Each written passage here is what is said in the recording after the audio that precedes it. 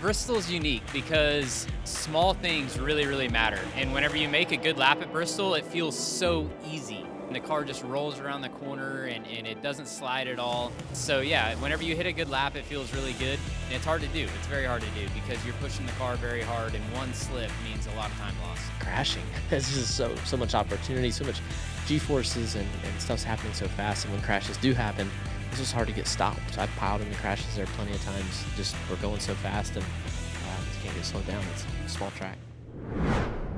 Kim, we haven't had a spring race here on the concrete in 3 years, and the next-gen cars have never run here during the day. What does that mean for these teams? Well, it means they have a limited notebook. Now, it's not a blank notebook because you think about practice and qualifying in the fall. They happen in the late afternoon, so there is some sunlight. And then last year, the race actually started an hour early, so they got more racing under sunshine than they're used to, but very different than racing the entirety of those laps under the sun. So I think the crew chiefs are going to be eager to fill their notebooks because we know that Bristol is a playoff race, and so they're going to be able to pack their notebooks more full, maybe, than they have before. Yeah, and they're going to, practice and qualifying is going to be super important to figure out what the track's going to do, what it's going to change. It'll go through a different progression than it does just, throughout the whole day instead of going day to night. And we look here, back to abbreviated practice this weekend. So a 20-minute session followed right by qualifying. That kicks off Saturday at 5 p.m.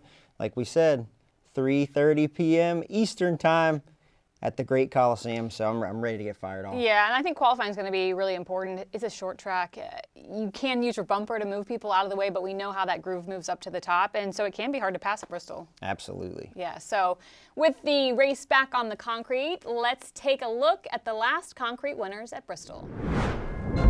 A big crowd at Bristol Motor Speedway. One of the most electric atmospheres you're going to find in motorsports.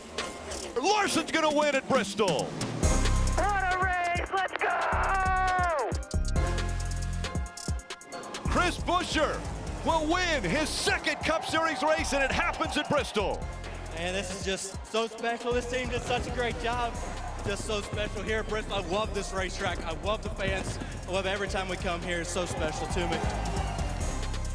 Denny Hamlin has put together an amazing race, and he wins the night race at Bristol. For the love of the game.